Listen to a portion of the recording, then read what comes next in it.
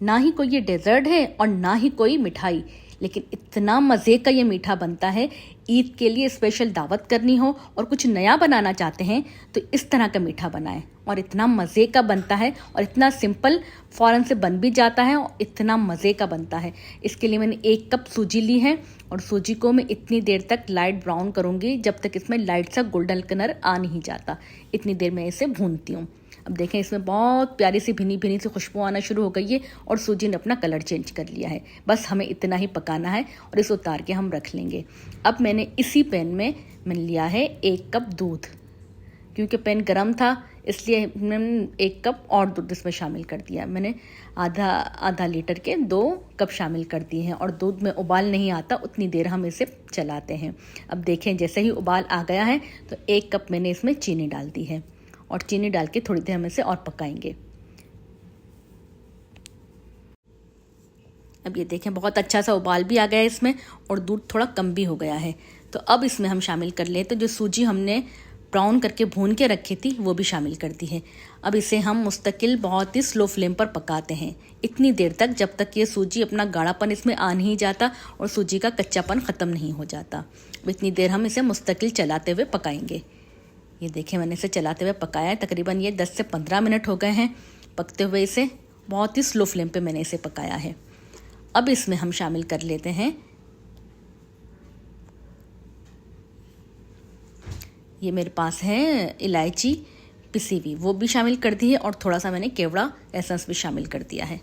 अब इसे हम मुस्तकिल पकाते रहेंगे तकरीबन 10 से 15 मिनट तक बहुत ही स्लो फ्लेम पर, जब तक इसमें गाढ़ापन नहीं आ जाता। देखिए इतनी देर हमने इसे पका लेना है। अब ये देखें कितना अच्छा ये हो गया है रेडी, इतना ही हमें गाढ़ा चाहिए। अभी हम पिस्ता का डेजर्ट बना रहे हैं तो इसमें हम थोड़ा सा ग्रीन कलर भी शामिल कर लेते हैं और इसके साथ ही बस इतना कलर शामिल करते हैं कि पिस्ता का कलर आ जाए, और मैंने पिस्ता का एसेंस तो पहले ही शामिल कर दिया है।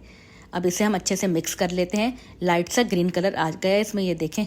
बस अब इसे हम बहुत ज़्यादा नहीं पकाएंगे, ये हमारा रेडी हो गया है। अच्छा दोस्तों, आपने मेरी वीडियो यहाँ तक देख ली और आपको पसंद आई तो प्लीज़ लाइक, सब्सक्राइब और शेयर कर दें अपने उन दोस्तों को जो ईद पे कुछ नया बनाना चाहते हैं। और इसे एक मैंने बाउल में, एक ट्रे में निकाल लिया है। अभी जैसे ही ठंडा हो गया, ऐसे मैंने आधे घंटे के लिए फ्रिज में छोड़ दिया था। अभी अच्छे से सेट हो गया है और ये मैंने व्हिपिंग क्रीम ली है और व्हिपिंग क्रीम को अच्छे से मैंने इसमें सेट कर लेना है। ये देखें इस तरीके से मैंने स्पून की मदद से पूरी ही सेट कर ली है। विप करना मैंने आपको दिखाई नहीं क्योंकि व्हिपिंग क्रीम सबको विप करना आती है। और ये देखिए इस तरीके से मैंने पिस्ता से इसको गार्निशिंग कर लिया है। अब ये देखें ये पूरा जब ये हो जाए तो उसके बाद मैंने थोड़ा सा पिस्ता का चूरा भी कर लिया था, तो ताकि बीच में इसको अच्छे से सेट कर लें, थोड़ी इसकी गार्निशिंग और ज़्यादा अच्छी लगे। आप चाहें तो इस पर वो जो चांदी के वर्क आते हैं वो भी लगा सकते हैं। इस तरीके से मैंने इसको तैयार कर लिया है और इसे रख दूंगी मैं फ्रिज में 1 से 2 घंटे के लिए, जब तक बिल्कुल ये ठंडा हो जाता है फिर हम इसे सर्व करते हैं। ये देखें ठंडा होने के बाद बिल्कुल ये सेट हो गया है, कितने आराम से निकल रहा है और इस कदर ये मज़े का बनता है और इतना क्रीमी टेक्सचर आता है इसमें, बहुत ही मज़े का लगता है। तो आप भी ईद पे कुछ इस तरह का बनाएं। बस आप भी इसी तरीके से बनाएं, खाएं और मज़े करें।